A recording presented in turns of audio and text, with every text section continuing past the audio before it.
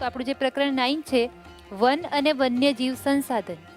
હવે આના આગળ આપણે ઓલરેડી સંસાધન કોને કહેવાય એની આપણે ચર્ચા કરી લીધી છે. એટલે તમને બધાને ખ્યાલ છે કે સંસાધન કોને કહેવાય. તો હવે એમાં જે મહત્વપૂર્ણ આપણા સંસાધનો છે એમાં આપણે આજે શેની ચર્ચા કરીશું? વન અને વન્યજીવની. અને એના પછીનું જે નેક્સ્ટ ચેપ્ટર છે એમાં આપણે જમીનવાળી પણ ચર્ચા કરીશું. ઓકે, તો વન અને વન્યજીવની અંદર આપણે જોઈએ તો આજે પ્રકરણના મુદ્દા છે કે આપણે જે મુદ્દા વાઇઝ લીધું છે અને તમારી જે પાઠ્યપુસ્તકનો ક્રમ છે એને પણ આપણે ફોલો કર્યો છે. એટલે એ રીતે આપણે અહીંયા ડિટેલ સ્ટડી કરવાની છે વિથ એક્સ્ટ્રા ડિટેલ. જ્યાં થોડી એક્સ્ટ્રા ડિટેલ મારે આપવાની હશે ત્યાં હું તમને કહીશ કે આ ભાઈ એક્સ્ટ્રા ડિટેલ છે. ઓકે, અને પાઠ્યપુસ્તકને આપણે વ્યવસ્થિત ફોલો કરવાનું છે અને સાથે તમારી જે વાર્ષિક પરીક્ષાની અંદર કઈ રીતના પ્રશ્ન પૂછે છે એની પણ આપણે ચર્ચા કરીશું. તો આ પ્રકરણમાં આપણે કેટલા મુદ્દા કવર કરેલા છે? જંગલોનું વર્ગીકરણ, કહેવાનો મતલબ કયા પ્રકારના જંગલો છે એની ચર્ચા કરવાની છે. જંગલોનું નિર્વનીકરણ એટલે કે ભાઈ જંગલનો જે વિનાશ થઈ રહ્યો છે, બરાબર, તો વિનાશ થઈ રહ્યો છે એના સંરક્ષણ માટે આપણે શું કરી શકીએ છીએ એની ચર્ચા કરવાની છે. વૈવિધ્યસભર વન્યજીવ, જંગલો હોય તો એની અંદર જંગલી પ્રાણીઓ જોવા મળે, અલગ અલગ પ્રકારના જીવો જોવા મળે. તો આપણા ભારતના સંદર્ભમાં આપણને કયા પ્રકારના જીવ જોવા મળે છે એની પણ આપણે ચર્ચા કરવાની છે. લુપ્ત થતું વન્યજીવન, તો ખરેખર આ જે માનવ સભ્યતાનો બેટા વિકાસ થયો એના પછી વન્યજીવ ઉપર અને જંગલો ઉપર કેવી પ્રતિકૂળ અસર પડી છે, ખરાબ અસર પડી છે. તો શું છે આ બધી વસ્તુ એ આપણે આગળ ચર્ચા કરીએ. અને વન્યજીવોનું સંરક્ષણ મતલબ કે એને સાચવવા જોઈએ, એનું રક્ષણ કરવું જોઈએ, કેમ કરવું જોઈએ. એ વિલુપ્ત થઈ રહ્યા છે અને વિલુપ્ત થઈ રહ્યા છે તો આપણને એનાથી શું નુકસાન પડી શકે એમ છે. તો આ બધા ટોપિક વિશે આપણે વ્યવસ્થિત ચર્ચા કરીએ. માનવનું અસ્તિત્વ, પ્રગતિ અને વિકાસ એ સંસાધનોના આભારી છે. ઓકે, હવે સંસાધનો આપણે જોયું હતું કે સંસાધન કોને કહેવાય? જ્યારે માણસને એવું લાગે કે અમારે હવે ઉપયોગિતા કંઈક વસ્તુની ઉપયોગ પડ્યો છે અને એ કોઈ વસ્તુને જઈને ઉપયોગ કરશે ત્યારે એ વસ્તુ સંસાધન બને છે. તો હવે જંગલો છે તો આપણે શું જંગલોનો મોટા પ્રમાણમાં આપણે ઉપયોગ કરીએ છીએ, બરોબર. જંગલ ઉપર તો આપણે નિર્ભર છીએ. આપણે જે ઇમારતોમાં રહીએ છીએ એની અંદર જે લાકડું વપરાય છે એ પણ જંગલો આપે છે, જે ઔષધિ છે એ પણ જંગલો આપે છે, બરાબર. સો મેની થિંગ્સ આપણને જંગલોની અંદરથી આપણે જે વસ્ત્ર પહેરીએ છીએ એ આપણે કપાસને એના જે પહેરીએ છીએ, બરાબર. પણ જંગલથી એના સિવાય પણ આપણને ઘણી બધી વસ્તુ મળે છે. પ્રાચીન સમયમાં વલકલ પહેરતા હતા તો એ જંગલોમાંથી મળતા હતા. તો માનવ સભ્યતાનો જે વિકાસ છે એ વિકાસ આરંભથી લઈને અત્યાર સુધી આપણે જે આધુનિક સમયગાળામાં છીએ તો આપણે સંસાધનોનો ઉપયોગ કરેલો છે. આદિકાળથી કુદરત પાસેથી વિભિન્ન ચીજો મેળવીને આપણે આપણી જરૂરિયાતોની શું કહે છે પૂર્તિ કરતા આવ્યા છીએ, જેમાં જંગલો એ અતિ મહત્વનું સંસાધન છે. પહેલાં તો જંગલને આપણે સંસાધન કેમ કહીશું? સંસાધનની ચોખ્ખી વ્યાખ્યા એવી છે કે જ્યારે માણસને જરૂરિયાત પડી છે ત્યારે એને કુદરતની અંદર રહેલી જે વસ્તુઓ છે એનો ઉપયોગ કર્યો છે ત્યારે એ સંસાધન કહેવાનું. તો જંગલોનો આપણને ઉપયોગ પડ્યો, આપણે એને શું કર્યું છે? ઉપયોગ કર્યો છે. એટલા માટે આપણા માટે એક સંસાધનના રૂપે જોઈએ છીએ અને અતિ મહત્વનું છે કારણ કે જંગલો પર આપણે ટોટલી નિર્ભર છીએ. જંગલો ના હોય, જે આપણે ઓક્સિજન લઈએ છીએ એ જંગલોની દેન છે. કેવી રીતે આગળ સમજીએ. જંગલોનો સામાન્ય અર્થ શું થાય? જંગલ કહેવાય કોને? તો કે ભાઈ વૃક્ષો, ઝાખરા કે ઘાસનો જે આખો સમૂહ હોય, સમુચ્ચય હોય એને આપણે જંગલ કહીએ. ઓકે, કુદરતી વનસ્પતિમાં એ જ વનસ્પતિને સમાવી શકાય છે જેનો ઉછેર માણસો નથી કરતા. માણસની સહાયતાથી જે વનસ્પતિ ઉગી ના હોય એને જ તમે કુદરતી વનસ્પતિ કહી શકો. અત્યારે તો આપણે જંગલોની અંદર શું વૃક્ષારોપણ કરીએ છીએ, જંગલોનો વિસ્તાર કરીએ છીએ, બરોબર. તો શું કહે છે? વિના કુદરતી રીતે થયો હોય તેને કેવા? તો કે અક્ષત વનસ્પતિ કહે છે. મતલબ શું? અક્ષત વનસ્પતિ કોને કહેવાય? જેમાં માણસનું ઇન્ફ્લુઅન્સ ના હોય, માણસ દ્વારા એને ઉગાડવામાં આવી ના હોય, ટોટલી કુદરતી રીતે, પ્રાકૃતિક રીતે જે ઉગી હોય એ વનસ્પતિને આપણે શું કહીએ છીએ? કુદરતી વનસ્પતિ, વર્જિન, અક્ષત. ઓકે, ક્લિયર છે આટલી વસ્તુ? હવે ભારતમાં આપણને આ પ્રકારની વનસ્પતિ હવે ક્યાં જોવા મળે છે? કારણ કે ભારતમાં જે જંગલો ઓછા થયા છે એના પછી આપણી જે ગવર્મેન્ટ છે એને પ્રયાસ કર્યા છે વૃક્ષનું આવરણ વધે, વૃક્ષોનું જંગલોનું આવરણ વધે એના માટે વૃક્ષારોપણો કરાવડાવ્યા છે. તો વૃક્ષારોપણ માનવ સર્જિત હશે તો એને આપણે કુદરતી વનસ્પતિ નહીં કહી શકીએ. તો હવે જે ખરેખર કુદરતી વનસ્પતિ છે એ ભારતમાં કેટલી જગ્યામાં વધી છે? તો કે ભાઈ હિમાલય, સુંદરવન અને જે થારનું રણ એટલે કે રાજસ્થાનવાળો આપણો પોર્શન છે ત્યાં દુર્ગમ વિસ્તારોમાં જ આપણને ખરેખર કુદરતી વનસ્પતિ જોવા મળે છે. ઓકે, હવે જો આપણે જંગલોનું વર્ગીકરણ કરીએ બેટા, તો જંગલોના વર્ગીકરણની અંદર આપણે હવે સ્ટાન્ડર્ડ 10માં આપણે આ યુનિટ જોઈએ છીએ, પણ તમે બધા ધોરણ 9ની અંદર કુદરતી રીતે જે આપણે જંગલોનું વર્ગીકરણ કર્યું હતું ને એ તમે જોઈ ગયા છો. કયા કયા 5 પ્રકારના જંગલોમાં વિભાજિત કરેલું હતું. કયા તો કે ભાઈ એક ઉષ્ણકટિબંધીય વરસાદી જંગલો હતા જેને આપણે સદાબહાર વન કહીએ છીએ. બીજા કયા હતા? ઉષ્ણકટિબંધીય પેલા વરસાદી હતા, અને બીજા હતા કાંટાળા જંગલો. એના સિવાય ઉષ્ણકટિબંધીય ખરાઉ એટલે કે પાનખર જંગલો હતા. પછી સમશીતોષ્ણ કટિબંધીય અથવા જે ઘાસના શવાના પ્રકારના હતા એ તમારો ચોથો પ્રકાર છે. અને 5મા કયા હતા? 5મા મેંગ્રુવ જંગલો હતા. બરાબર, એટલે કે ભાઈ આ ભરતીના જે જંગલો કહીએ એ. તો આ જે 5 પ્રકાર છે ઓલરેડી આપણે ચર્ચા કરી છે. શેના આધારે? તો કે ભાઈ ક્લાઇમેટના આધારે. આ કુદરતી જંગલો ધોરણ 9ની અંદર લગભગ તમારું ચેપ્ટર 17 હતું, એની અંદર તમે જોઈ ગયા છો કે આબોહવાના આધારે આપણે મુખ્ય 5 ભાગમાં જંગલોનું વર્ગીકરણ કરીએ છીએ. તો હવે આજે આપણે કયા પ્રકારના જંગલો જોવાના છીએ તો એની આપણે ચર્ચા કરીએ. હવે આપણે વહીવટી, માલિકી અને વ્યવસ્થાપન આ 3 શબ્દો સમજીએ. આપણે વહીવટી એટલે કે કોઈ પણ દેશની અંદર જે જંગલો હશે, હવે વહીવટી જંગલો એટલે કેવા કે ભાઈ ગવર્મેન્ટ હશે, બરાબર, કોઈ દેશની પોતાની એક સરકાર હશે, એનું એક પ્રશાસન હશે, તો પ્રશાસનની રીતે જે જંગલો ઉપર મતલબ કે એ ગવર્મેન્ટે એને વર્ગીકરણ કરેલું હશે, સરકારે એનું વર્ગીકરણ કરેલું હશે, બરાબર, તો એ તમારા વહીવટી. માલિકીના આધારે મતલબ કે કોઈ જંગલ છે એ કોઈ આખા દેશની માલિકીનું છે, કોઈ રાજ્યની માલિકીનું છે, એના આધારે એના પ્રકાર પડે છે. અને વ્યવસ્થાપન એટલે કે ભાઈ મેનેજમેન્ટ, એ જંગલ છે એને કેવી રીતે વ્યવસ્થિત રીતે એનું પ્લાનિંગ કરવામાં આવે છે, એ જંગલો મતલબ કે કેવી રીતે એનું મેનેજમેન્ટ કરવામાં આવે છે, જંગલો વધી રહ્યા છે, ઘટી રહ્યા છે, તો એના માટે આપણે શું કરી શકીએ છીએ, એનું સંરક્ષણ માટે કઈ વસ્તુ કરી શકાય. તો આના આધાર ઉપર હવે આપણે વર્ગીકરણ જોવાનું છે. હવે વહીવટની દ્રષ્ટિએ બેટા જંગલને 3 વહીવટની દ્રષ્ટિની વાત કરીએ છીએ. જંગલોને 3 પ્રકારમાં વહેંચવામાં આવે છે. એક છે તમારા અનામત જંગલ એટલે કે રિઝર્વડ ફોરેસ્ટ. ઓકે, અનામત હવે શું છે આગળ જોઈએ. પહેલા આપણે 3 પ્રકારની વાત કરીએ કે ભાઈ સંરક્ષિત જંગલ, બીજા છે એને સંરક્ષિત જંગલ એટલે કે પ્રોટેક્ટેડ ફોરેસ્ટ કહેવાય, અને જે ત્રીજા છે અવર્ગીકૃત જંગલ એટલે કે જેને અનક્લાસિફાઈડ રાખેલા છે, વર્ગીકરણ જેનું વર્ગીકૃત જેને કરેલા નથી. તો અનામત જંગલ કોને કહેવાય? તો આ જે જંગલો હોય ને બેટા એ સરકારી તંત્રના નિયંત્રણમાં હોય. એટલે જે દેશ છે એની અંદર જે સરકાર હોય એ સરકારના નિયંત્રણની અંદર હોય, બરાબર. એમાં લાકડા કાપવા કે વીણવા કે પશુ ચરાણ કરવું, એ બધી પશુઓનો પ્રવેશ કરાવો એની ટોટલી મનાઈ હોય. ઓકે, શું કહેવા માંગે છે? અનામત જંગલ કોને કહેવાય કે ટોટલી એ જંગલને સરકારે પોતાના સંરક્ષણમાં રાખેલું હોય અને એની અંદર બહારની કોઈ પ્રવૃત્તિ કરવા દેવામાં આવતી ના હોય, એને આપણે અનામત જંગલ કહીએ. બીજા છે સંરક્ષિત. સંરક્ષિત કોને કહેવાય? તો આ પ્રકારના જે જંગલો હોય એ સરકારી તંત્ર દ્વારા દેખભાળ તો કરે છે, સરકારના સંરક્ષણમાં તો છે, પણ અમુક જે માનવીય પ્રવૃત્તિ હોય એને કરવા દેવામાં આવશે. કેવી? જેમ કે જો વૃક્ષોને એ હાનિ નહીં પહોંચાડે તો એને શું કરવા દેવામાં આવશે? જેમ કે લાકડા વીણવા, બળતણ માટે, ઝાડી ઝાખરા વીણવા. એના સિવાય પશુ ચરાણના જે સ્થાનિક લોકોને પશુઓ જંગલમાં લઈ જઈને ચરાણ કરવા દેવું, બરાબર, એ લોકોને ચરાવવા દેવા. તો આ બધી વસ્તુની થોડી છૂટ આપવા દેવામાં આવે છે.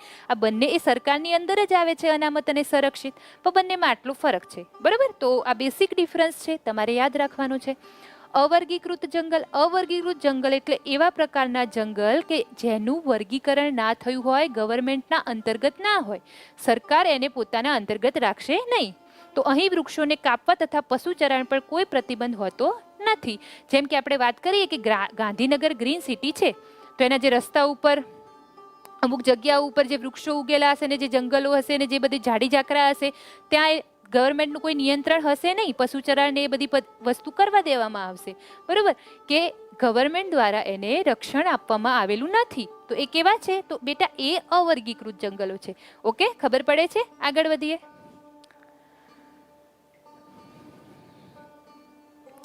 હવે જે આપણે માલિકીની દ્રષ્ટિએ જોઈએ.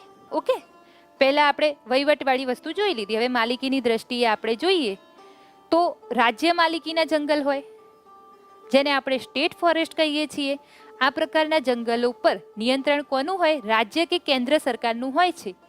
રાજ્ય એ કોનો ભાગ છે? આખા દેશની અંદર કોઈ એક રાજ્ય હશે, બરાબર, તો એ રાજ્ય સરકારના નિયંત્રણમાં તો હશે, પણ કેન્દ્ર સરકાર પણ એના ઉપર નિયંત્રણ રાખી શકે છે, કારણ કે રાજ્ય એ જ દેશનો ભાગ છે.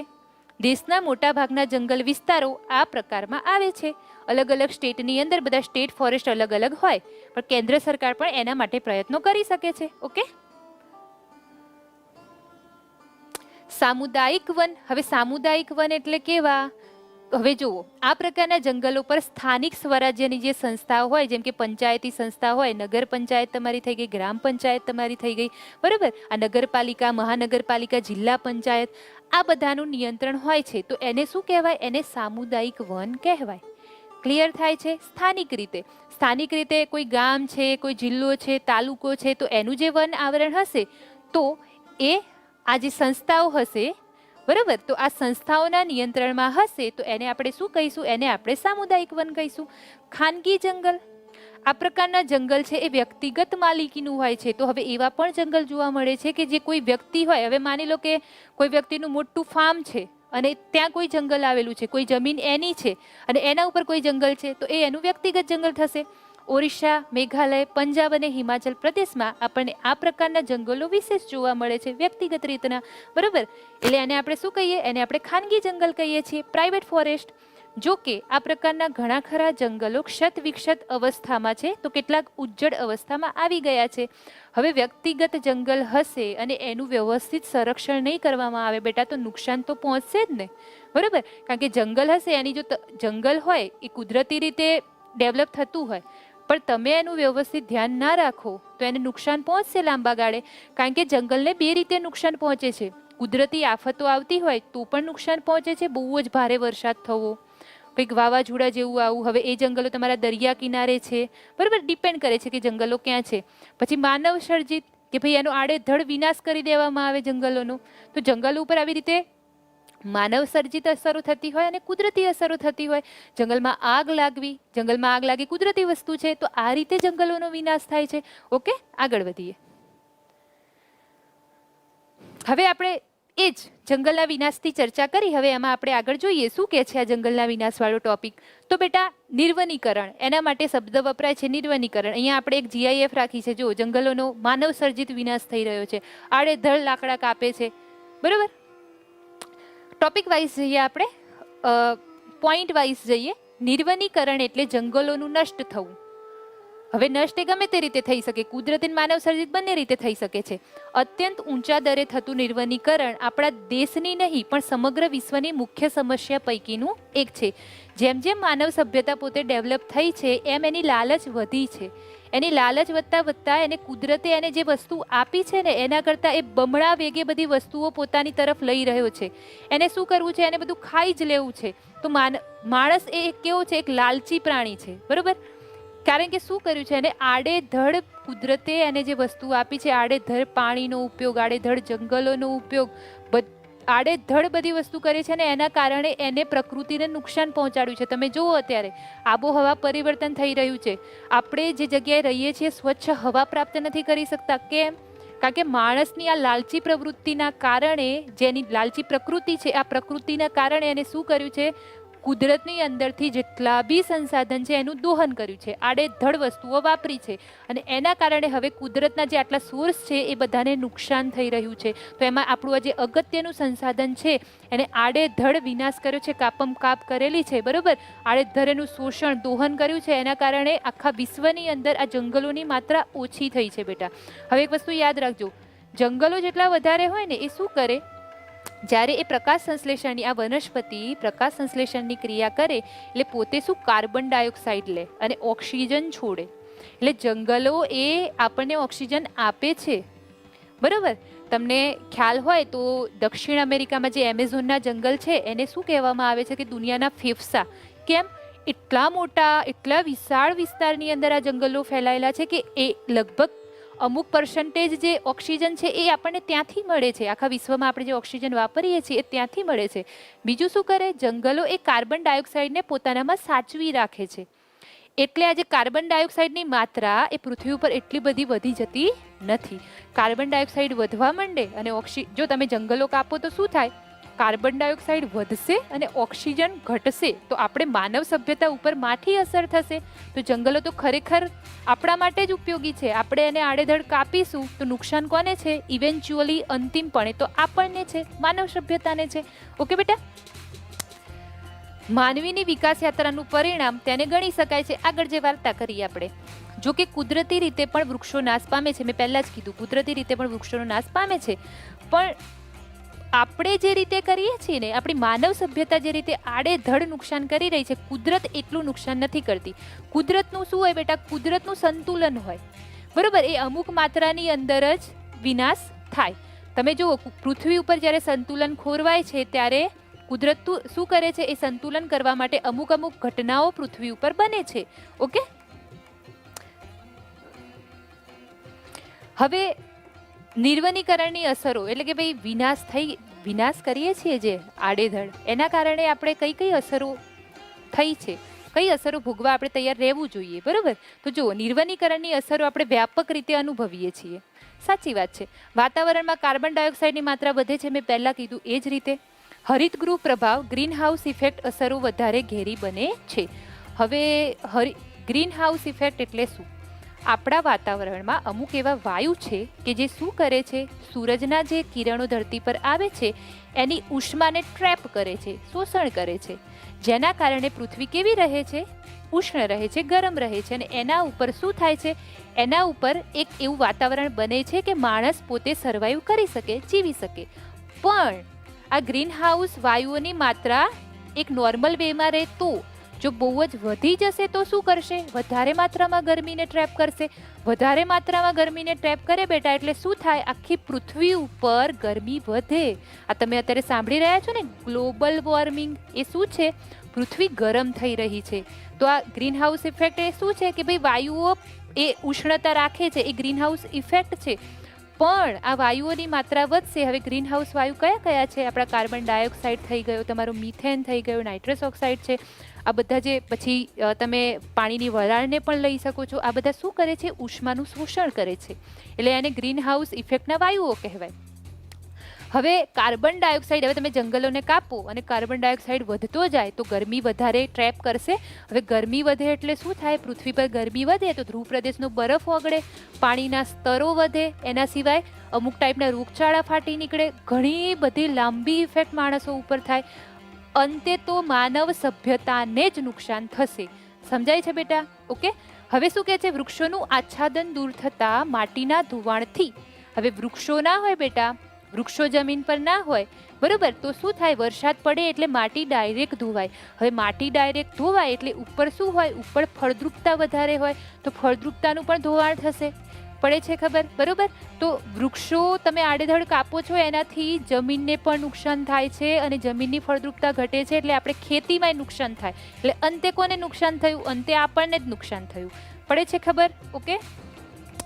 દ્વીપકલ્પીય ભારતના જંગલોમાં મોટા પાયા પર થયેલું જે નિર્વનીકરણ છે એના કારણે જંગલ વિસ્તાર ઘટ્યો છે. હવે દ્વીપકલ્પ ભારત એટલે કયું બેટા? દક્ષિણ વાળું ભાગ, બરોબર. જે આપણે ગુજરાતથી લઈને ઠેક નીચે તમિલનાડુથી પશ્ચિમ બંગાળનો ઉપરનો એટલે આખો જે નીચેનો દક્ષિણનો ભાગ છે એ તમારો દ્વીપકલ્પ ભારત છે. હવે ત્યાં બહુ આડેધડ આવી રીતે જંગલો કપાયા છે. તો હવે જંગલો કપાય એટલે પછી માનવ સભ્યતાએ તૈયાર તો રહેવું જ પડે એની અસરો માટે. વળી અનેક સજીવોએ પોતાના કુદરતી આવાસો ગુમાવ્યા છે. હવે જંગલની અંદર કેટલા વન્યજીવ રહેતા હોય? તમે આડેધડ જંગલ કાપો એટલે વન્યજીવો શું ધીમે ધીમે સ્થળાંતર કરશે અને ઘણા બધા મરી પણ જાય. જો એને એવું કમ્પ્લીટ આવાસ બીજે ના મળે, એ જેવા જંગલોમાં રહે છે એવા જ જંગલો એને બીજી જગ્યાએ ના મળે તો એ નાશ પામે છે. અથવા એ શું કરશે? માનવ સભ્યતા જ્યાં રહે છે ત્યાં આવશે. તમે ઘણી બધી જગ્યાએ ન્યૂઝપેપરમાં વાંચ્યું હોય કે ભાઈ કોઈ વાઘનો આવી રીતે હુમલો થયો, દેશમાં કોઈ જગ્યાએ આવી રીતના હાથીએ આ જગ્યાએ માનવ વસ્તીમાં આવીને હુમલો કર્યો. તો બેટા એ કેમ કરે છે? એ એટલા માટે કારણ કે એનું જે કુદરતી ઘર છે આપણે છીનવી લીધું છે. બરોબર? ખબર પડે છે આ વસ્તુ? ઓકે. તેના પરિણામે વન્યજીવો ખોરાક અને પાણીની શોધમાં માનવ વસવાટના ક્ષેત્રો તરફ આવી ચડે છે. આપણે જે વાત કરી એ જ વસ્તુ. માંસાહારી વન્યજીવો દ્વારા જંગલની નજીકના ક્ષેત્રોમાં વસતા પશુપાલકોના પાલતુ પશુઓના મારણના બનાવો વધી રહ્યા છે.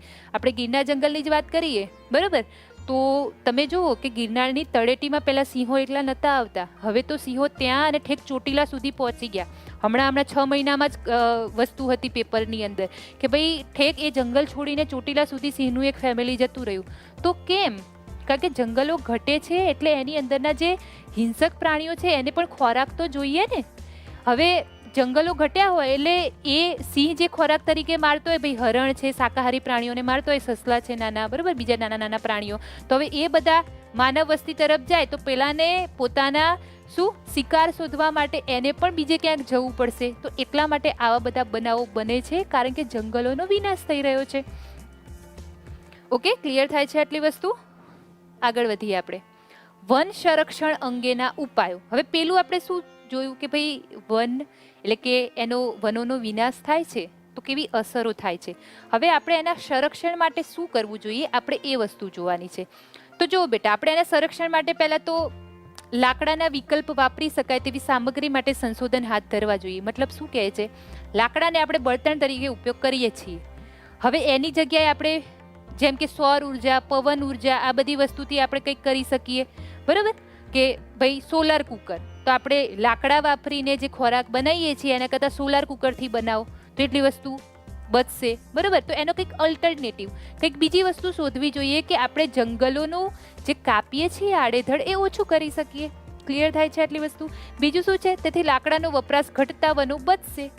આપણે કંઈક અલ્ટરનેટિવ ગોતીશું તો ઓબ્વિયસલી છે કે આ લાકડા છે ઓછા વપરાશે અને ઓછા વપરાય એટલે આપણે એને કાપવા જઈશું નહીં તો જંગલો જે આડેધડ કપાઈ રહ્યા છે એની માત્રામાં ઘટાડો થશે.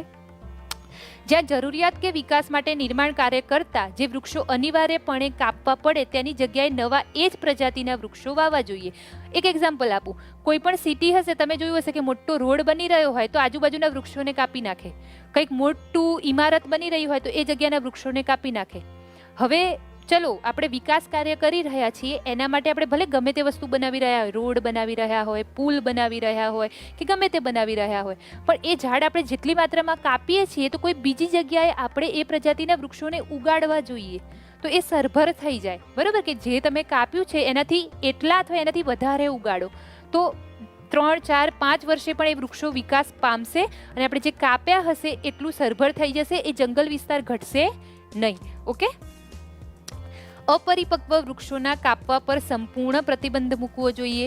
જે વૃક્ષો હજી વ્યવસ્થિત ઉછર્યા નથી, એટલે કે ભાઈ આપણે મેં તમને આ ઉદાહરણ આપ્યું ને કે એક જગ્યાએ આપણે વૃક્ષો કાપીએ છીએ તો બીજા જગ્યાએ ઉગાડવા જોઈએ. તો હવે માની લો કે આપણે બીજી જગ્યાએ વૃક્ષો ઉગાડી દીધા, હવે એને 1 જ વર્ષનો સમયગાળો થયો છે, એ વ્યવસ્થિત રીતે મોટા થયા નથી, એના મૂળિયા જમીનમાં વ્યવસ્થિત પ્રસર્યા નથી અને તમે એને કાપી નાખશો તો એનો વિકાસ બંધ થઈ જશે.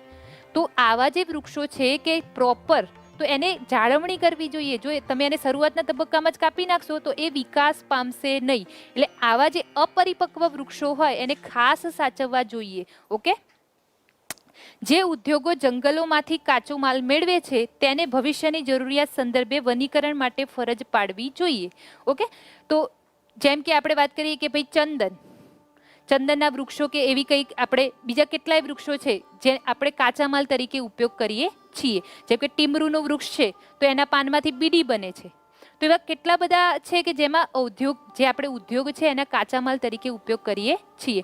તો શું કરવું જોઈએ, એ જ પ્રજાતિના બીજા નવા વૃક્ષો વાવવા જોઈએ. એટલે નવું વનીકરણ કરો એટલે એ વૃક્ષ વધતા જશે અને એમાંથી આપણને વર્ષે વર્ષે કાચો માલ મળશે અને વૃક્ષો પણ ઓછા થશે નહીં. ઓકે, ક્લિયર છે આટલી વસ્તુ?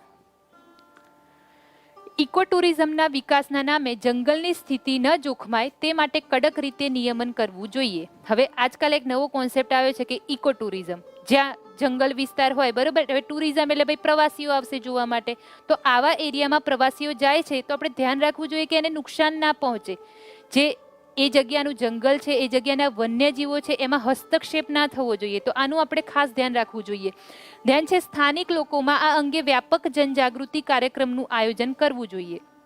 તો જે ઇકો ટુરિઝમ કોન્સેપ્ટ છે એ અને એના સિવાય આપણે જેટલા જંગલો છે, હવે જો આપણા પૂર્વોત્તર રાજ્યો છે ને બેટા, મોટાભાગના જંગલો ત્યાં છે. પછી તરાઈના જંગલ જુઓ, તરાઈના જંગલ ક્યાં આવ્યા, હિમાલય જ્યાં પર ત્યાં નીચે એની તળેટીમાં. તો હવે જે લોકલ પબ્લિક હોય એમાં આપણે એને શું જાગૃતતા ફેલાવી જોઈએ કે આ વન કેટલા ઇમ્પોર્ટન્ટ છે એ લોકોને એનું ઇમ્પોર્ટન્સ જણાવવું જોઈએ, અને શું કે વૃક્ષોનું સંરક્ષણ એ લોકો જ કરી શકે એ માટેના આપણે કાર્યક્રમો કરવા જોઈએ. તો જાગૃતતા જેટલી ફેલાઈશું, ઇમ્પોર્ટન્સ જેટલું સમજાવીશું, તો એ જે લોકો, જે સમૂહો હશે એ જાગૃત થશે, બરાબર, અને આ જે વૃક્ષોને નુકસાન થાય છે એ પણ અટકશે. શાળા કોલેજોમાં શીખવતા પાઠ્યક્રમોમાં આ અંગેની વિગતો સમાવવી અને વન સંરક્ષણની વિશેષ જરૂરિયાત સમજાવવી. કે કોઈ એક દેશની અંદર કોઈ પણ જંગલ વિસ્તાર છે તો એ જંગલ વિસ્તાર જળવાશે ક્યારે? જ્યારે એ દેશનો દરેક નાગરિક જાગૃત હશે. હવે દરેક નાગરિકમાં જાગૃતતા ફેલાય કેવી રીતે બેટા? તો હવે કોઈ પણ નાગરિક છે, હવે એના બાળકોને ભણવા તો મૂકશે, બરોબર, તો આ જે ભણે છે એના જે પાઠ્યપુસ્તકના જે પાઠ્યક્રમો છે એમાં જ જો ભણવાનું આવે તો એ વિદ્યાર્થી એ લેવલથી જ સજાગ થશે. એ નાનો હશે ત્યારથી જ એને ખબર પડશે. હવે તમે આ ભણો છો તો તમને અત્યારે ખરેખર વનોનું મહત્વ સમજાશે કે ના, ખરેખર આ કે વન કેટલા મહત્વના છે. જો પૃથ્વી ઉપર બધા જ વનોનો વિનાશ થઈ જાય તો માણસ જાત રહે નહીં, માનવ સભ્યતાનો વિનાશ થઈ જાય. કેમ? ઓક્સિજન ક્યાંથી આવશે? પૃથ્વી ઉપર કાર્બન ડાયોક્સાઇડ જેવા વાયુઓ વધશે, ઓક્સિજનની માત્રા ઘટશે, બરોબર, અને ઓક્સિજન નહીં હોય તો જીવસૃષ્ટિ કેવી રીતે હશે? તો વૃક્ષો આપણા માટે કેટલા જબરજસ્ત જીવન માટે ઇમ્પોર્ટન્ટ છે. સમજાય છે આટલી વસ્તુ?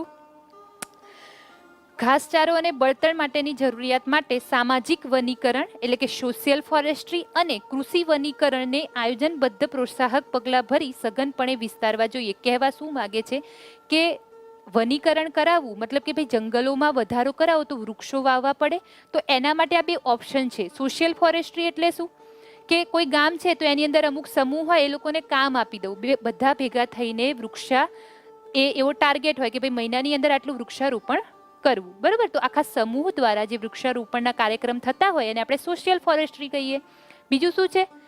કૃષિ વાનિકી, એગ્રો ફોરેસ્ટ્રી. એટલે કેવું કે વાણિજ્યને લગતું, મતલબ કેવું કે ધારો કે કોઈ એક ખેડૂત છે, એનું ખેતર હોય તો એ કેવા પાક લેતો હોય, ઘઉં લે, બાજરી લે, જુવાર લે, મકઈ લે, શેરડી લે, પણ એના સિવાય એ એની આખી ખેતરની આજુબાજુની કિનારી છે ત્યાં કોઈ વૃક્ષો વાવે, બરોબર, પણ કેવા વૃક્ષો કે જે એને લાભ અપાવે. જેમ કે ચંદનના વૃક્ષ વાવ્યા એને તો એને લાભ અપાવશે, કેરીના વૃક્ષ વાવ્યા એને આંબા વાવ્યા તો એને લાભ અપાવશે, કેરીઓ આવશે તેને પૈસા મળશે, ચંદનમાંથી એને પૈસા મળશે.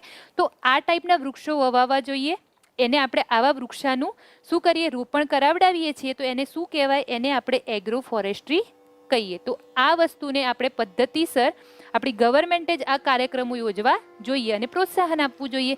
એના કારણે ઓટોમેટિકલી શું થશે કે વૃક્ષાવરણ, વૃક્ષોનું જે ઘનત્વ છે એનું આવરણ છે એમાં વધારો થશે. ઓકે.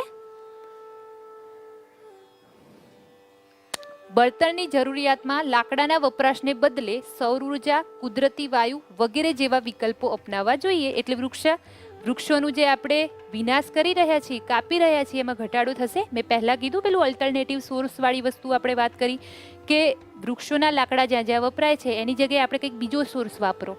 એના કારણે વૃક્ષો કાપવાની જરૂરિયાત નહીં પડે અને શું જંગલોનો વિનાશ નહીં થાય. વન સંસાધનોનો કરકસર ભર્યો ઉપયોગ કરવો. વન સંસાધનો એટલે કે ભાઈ આપણે જંગલમાંથી જેટલી પણ વસ્તુ મેળવીએ છીએ એને આડેધડ ના વાપરવી, જરૂરિયાત પૂરતો ઉપયોગ કરવો જોઈએ. કીટકોથી ક્ષતિગ્રસ્ત થયેલા વૃક્ષોને દૂર કરવાથી અન્ય તંદુરસ્ત વૃક્ષોના વિકાસની પ્રક્રિયા ઝડપી બને છે.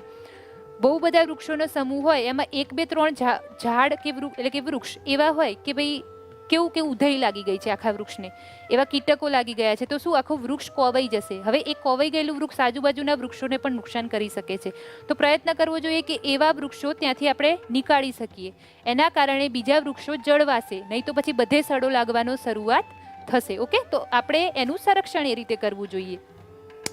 દાવાનળથી જંગલોને ભારે નુકસાન થાય છે તેના શમન માટે રાષ્ટ્રીય સ્તરે અલાયદું તંત્ર કે દળ ઊભું કરવું જોઈએ. આપણા ભારતની અંદર તો જ્વાળામુખી આપણને ખાલી અંદમાન નિકોબારમાં 2 રન જોવા મળે છે, પણ આખા વિશ્વની અંદર આપણને અલગ અલગ જગ્યાએ જે જ્વાળામુખી જોવા મળે છે. હવે આ જ્વાળામુખી અચાનક પ્રસ્ફોટન કરે બેટા, તો અચાનક પ્રસ્ફોટન કરે એટલે શું થાય? જબરજસ્ત ધગધગતો લાવા બહાર નીકળે અને જેટલા બી જંગલ હોય એમાં ફેલાઈ જાય, એટલે જંગલોનો ધડ મૂળથી વિનાશ થઈ જાય છે, બરાબર. તો આ જ્વાળામુખી માટે કોઈ એવું એ સરકારે પ્રયત્ન કરવા જોઈએ કે એવું તંત્ર સ્થાપિત કરે, કોઈ એવી બોડી બનાવે અને એની અંદર એ લોકો એવો ખ્યાલ રાખશે કે હવે જ્વાળામુખી પ્રસ્ફોટન ક્યારે થવાનું છે, કોઈ એના ચિહ્નો છે એવા, તો આ જંગલોને એ કેવી રીતે બચાવી શકે. તો એના માટે શું? તો એના માટે એક તંત્ર ગોઠવવું જોઈએ, મતલબ કે આ એક સંરક્ષણ માટેનો ઉપાય છે. જંગલ ક્ષેત્રમાં આવેલા ધાર્મિક આસ્થા કેન્દ્રો પર ભરાતા મેળા, યોજાતા ભંડારા કે પરિક્રમા સમયે પરિવહનની સુવિધા વધતા અને પ્રવાસ સુગમ થતા હજારો યાત્રિકો પહોંચે છે. તે સમયે થતો કચરાનો યોગ્ય નિકાલ ન થવાથી જંગલ દૂષિત થાય છે. પશુ ચરાણ માટે અલાયદા વિસ્તારો રાખવા જોઈએ. શું કહેવા માંગે છે કે કોઈ આવું જંગલ આવરણ હોય અને ત્યાં કોઈ ધાર્મિક સ્થળો હોય તો પબ્લિક તો આવવાની જ છે. હવે લોકો ત્યાં આવે છે, હવે કોઈ ધાર્મિક ઉત્સવો થતા હોય, મેળા થતા હોય અને જંગલ વિસ્તારની અંદર એ વસ્તુ થતી હોય, હવે બધા લોકો આવે એટલે ગંદકી તો થવાની જ છે, બરાબર? તો આ જે ગંદકી થાય છે એનો યોગ્ય કચરાનો નિકાલ કરવો જોઈએ, કારણ કે એ તો આપણે જંગલને વ્યવસ્થિત સંરક્ષણ આપી શકીશું. અને જંગલોની અંદર જે પશુ ચરણ થાય છે એમાં પણ આપણે પહેલાં જોયા ને આપણે સંરક્ષિત જંગલો અને અનામત જંગલો, તો એ રીતે અનામત જંગલો અને સંરક્ષિત જંગલો રાખવા જોઈએ, જેના કારણે ઓટોમેટિકલી પશુ ચરાણની આપણે જે એક્ટિવિટી હોય એને ઓછી કરી શકીએ. ઓકે, ખ્યાલ આવે છે આટલી વસ્તુ? હવે આપણે વિવિધ્યસભર વન્યજીવવાળી વસ્તુ જોવાની છે, પણ આપણે જે ફર્સ્ટ પાર્ટ છે આપણો અહીંયા રાખીએ છીએ. કઈ કઈ વસ્તુ આપણે જોઈ? તો કે ભાઈ જંગલના પ્રકાર, આબોહવા પ્રમાણે તો 9મા ધોરણમાં ભણ્યા, પણ એના સિવાય જે વ્યવસ્થાપન, વહીવટી અને માલિકીવાળું છે એ વસ્તુ આપણે જોઈ, અને જંગલનું સંરક્ષણ કેવી રીતે કરવું, વિનાશ એનો કઈ રીતે થાય છે, એની જે અસરો છે, આ બધી વસ્તુ ઉપર આપણે પહેલા ભાગની અંદર ચર્ચા કરી. હવે બીજા ભાગની અંદર આપણે વન્યજીવવાળી વસ્તુથી આગળ જઈશું. ઓકે, જય હિન્દ.